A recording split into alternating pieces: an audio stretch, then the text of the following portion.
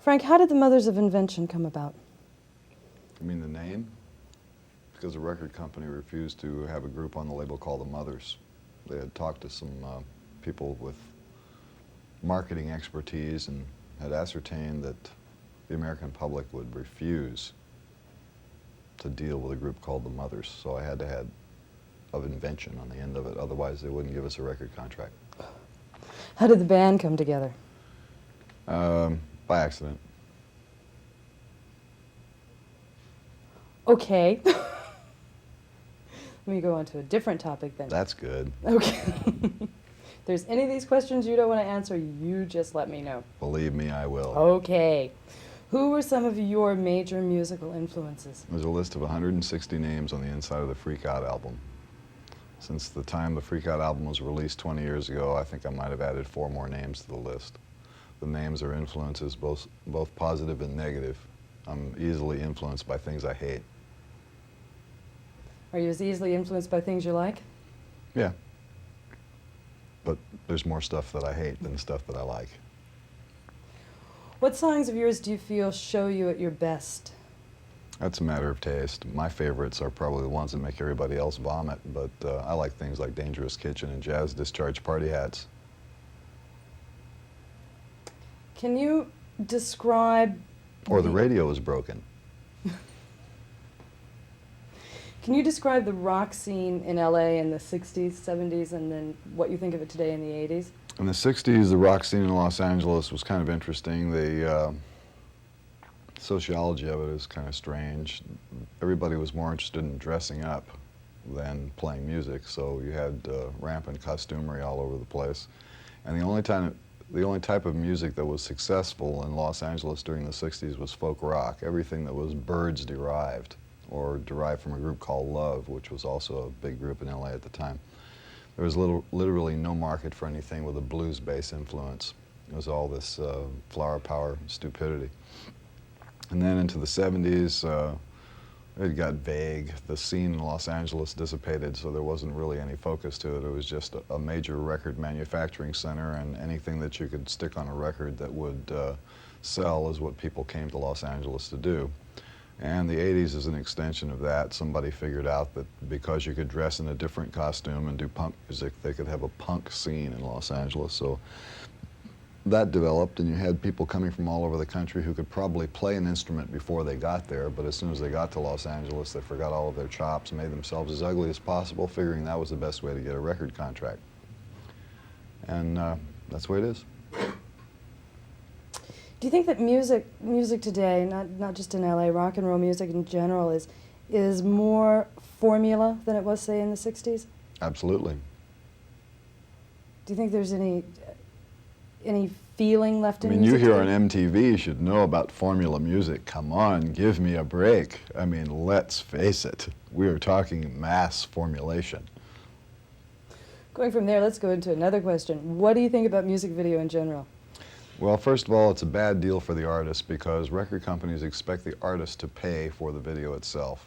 A video with class costs about $150,000. An entire album costs $150,000. That's 30 minutes of music roughly for $150,000 that you can listen to, or 4 minutes of stuff that you can watch for $150,000. The artist is expected to pay for that out of his potential royalties or out of cash out of his own pocket. This video, after it is manufactured, is then sent to places like MTV. MTV puts it on the air, charges advertisers time. They make a profit from selling commercial time. This money does not go to the artist. The artist is supposed to take the risk and take the flyer on this thing to promote his record with a video, and the video outlets receive all of their programming material free of charge. This is not a good deal for the artist, and it's something that should be corrected. Aside from that, videos saturate very quickly. You can look at a video 6 times, and even if it's a fabulous video, you've seen everything that's in there, and you don't need to see it again. You're waiting for the next video that has the girl getting out of the car, midgets, chains, stuff in the ear, stuff in the face, you know, weird hair, clothes, light coming at a weird angle, zippers. You've seen it, and you're ready for the next one. A record that relates to something that you feel inside, you can listen to hundreds of times, and it means something to your life. Videos are disposable. They're as disposable as television commercials. In fact, that's what they are. They're 4-minute television commercials for albums.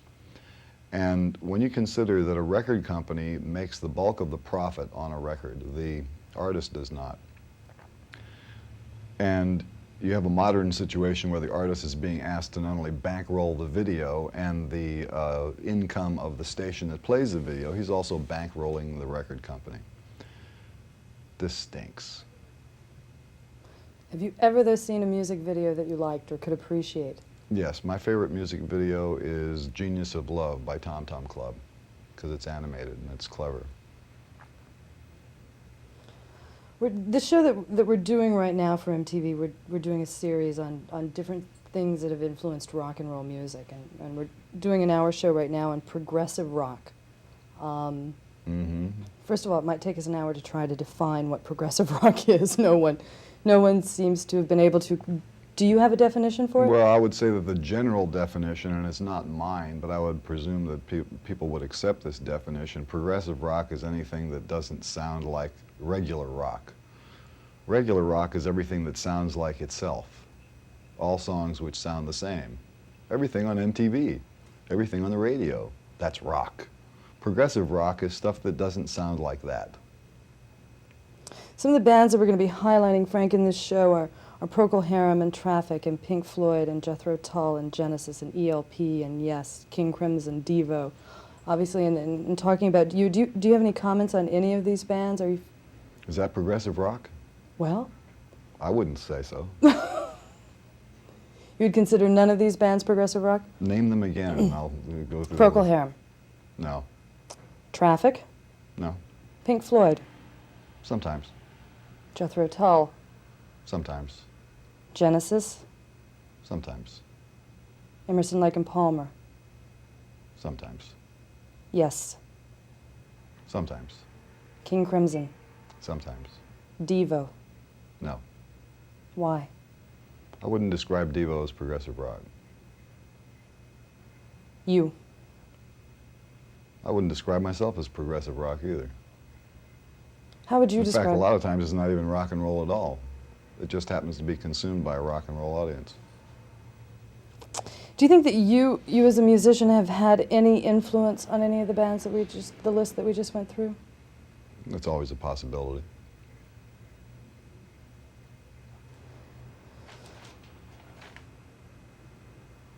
Can you, if you had to, or if I asked you to, and if you chose to answer the question, could you sum up Frank Zappa in a few sentences?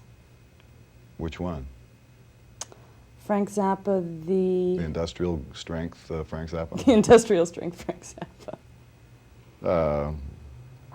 I'm a person who likes to do what he wants to do and has worked at it for 20 years and can generally do what he wants to do, whether people like it or not. And what I do is designed for people who like it, not for people who don't. And I have no desire to inflict it on people who don't want to consume it. And I'm committed to turning out as much of it as possible for the people who like it. It's there if you like it. If you don't like it, there's all those other names on the list. What a great attitude. That's neat. It's called rational thinking. So few people seem to be able to do it. Yeah, I know. It was phased out with the Republican administration.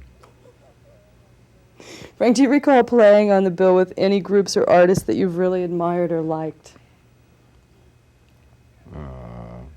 Well, we have had quite a long list of opening acts, but I don't want to be placed in the position of being a music critic. I mean, for example, some of the people who have opened for us have included Fleetwood Mac, Chicago, Alice Cooper, Three Dog Night.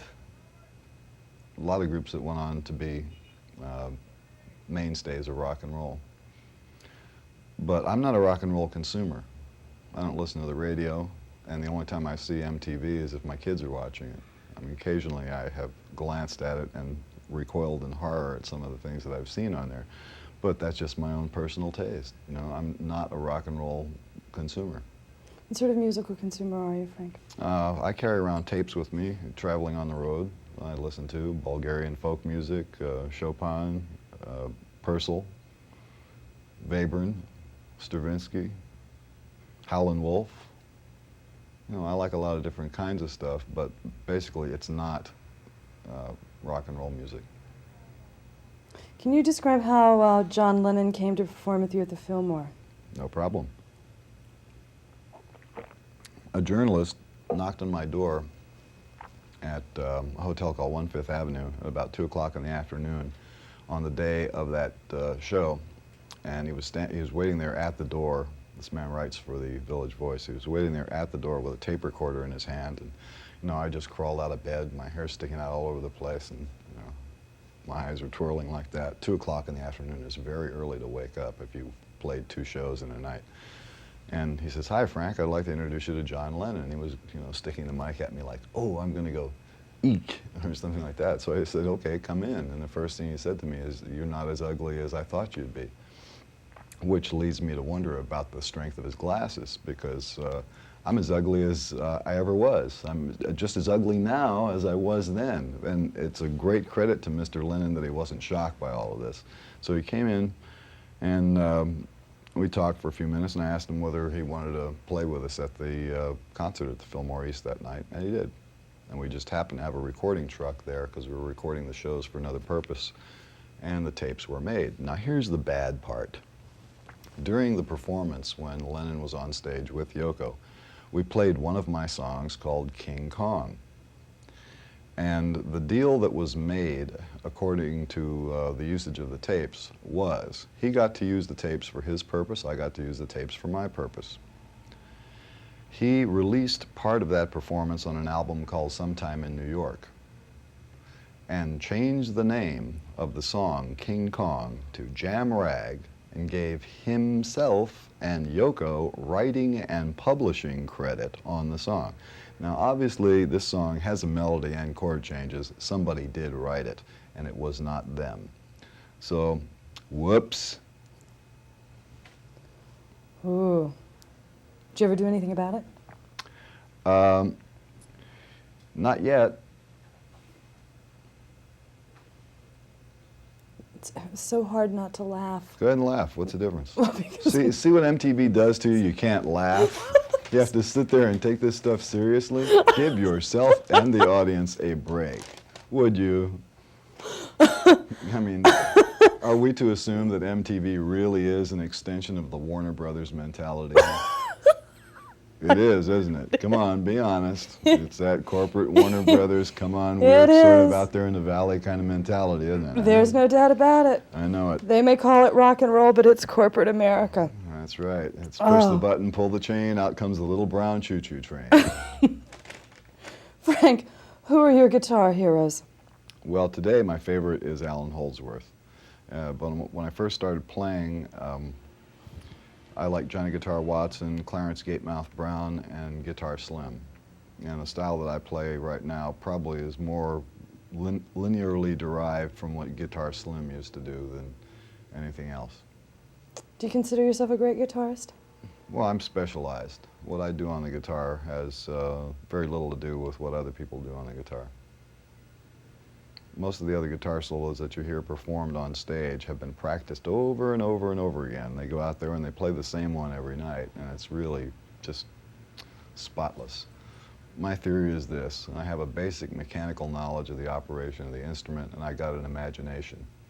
And when the time comes up in the song to play a solo, it's me against the laws of nature. I don't know what I'm going to play, I don't know what I'm going to do. I know roughly how long I have to do it, and it's a game where you have a piece of time and you get to decorate it. And depending on how intuitive the rhythm section is that's backing you up, you can do things that are literally impossible to imagine sitting here, but you can see them performed before your very eyes in a live performance situation.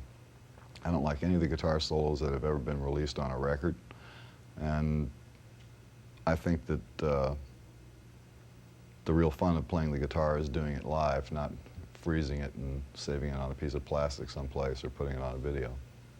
So every night then is spontaneous for you, huh? Absolutely. It keeps it fun? Well, think of it the other way. You know, what if you had to play exactly the same notes every night? Isn't that like punching a clock? Mm-hmm. Well, who needs that crap? Again, I mean, you know, I'll make a statement. that I made to one of your earlier statements, it's so refreshing to hear somebody talk like that. Well, most people won't take that chance because I'll take the chance to go out there and make a mistake. I will take that chance for the privilege of doing something unique, one time only, live in front of an audience, because that's one of the reasons why the audience has come to see the concerts over and over again for the last 20 years, because they know that the concert, even though you may be playing songs off the record, is a unique situation. It's only going to happen that one time. There are going to be jokes happening on stage that relate to that particular audience, and there are going to be solos played during that show that will never happen again. Have never happened before, will never happen again. So it's something special just for the people who bought the tickets to that show.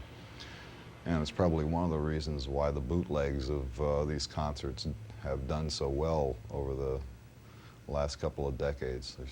There's hundreds of the things out, and that must be one of the reasons why people buy them, although you shouldn't buy them. Do you think, Frank, that most artists are just afraid to stretch themselves musically, afraid to take any sort of a chance at all? Well, MTV is helping with that syndrome because all video outlets, and that's basically the focus of the music business today, is whether or not what you do is video acceptable. Let's look at it realistically. If a person likes music, that is not enough in the 80s. You can like music and you can play music. You can sing, you can dance, you can have all these things going for you, but you're not even going to get to first base unless you have science fiction hair and diagonal zippers on your clothes. Forget it. You go to a record company to make a deal, and the first thing they're going to do is look at your publicity picture. If they don't like that, they won't even listen to the tape. In fact, they don't even care about the tape because they can always get Trevor Horn to fix it. And so after Trevor has fixed it and they've approved your publicity photo, then you get the video treatment and everything gets formulated according to the Warner Brothers aesthetic. It goes on to MTV and it goes on to any other competitor that hasn't been bought by MTV yet. And the group gets exactly one chance to do one thing. And their musical lifespan is in direct proportion to the interest that the audience has in the way they look, because the whole thing is based on a visual merchandising. So what happened to music? What do you think it'll take to get us back to a point where music is music and experimental and people are willing to take chances? Well, it's not going to happen.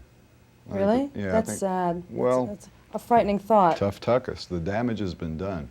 And unless somebody realizes, and it has to be admitted and it has to be advertised and supported on this medium, that what you are seeing on MTV is merely advertising for product, which was designed as product, not as music, only as product. The song is written so it's a visual song. A guy sits down and he figures it out. How many midgets can we get in here? How many girls? How many lip close-ups? When do you take the glasses off and the water comes out of your face? You know, you figure it all out, and then that's your product. And that is not writing a piece of music. Do you think that people who are entering the music business today are more concerned about being rock and roll stars than musicians? Do you think that's part of the problem? Well, that's not part of the problem. That's the way the world really is. There's very few people who ever went into pop music who did it because they went into it as an art form. They did it because they wanted to be a star. There is a strong desire to be famous, to be rich, to have all the cocaine you want to stick up your nose, have a chainsaw to chop up your hotel room, and naked girls running around with, leather things with points on their wrist and stuff. That's what everybody wants, and they should have that. They should just get it out of my face. But they should have as much of it as they want. That's got nothing to do with music.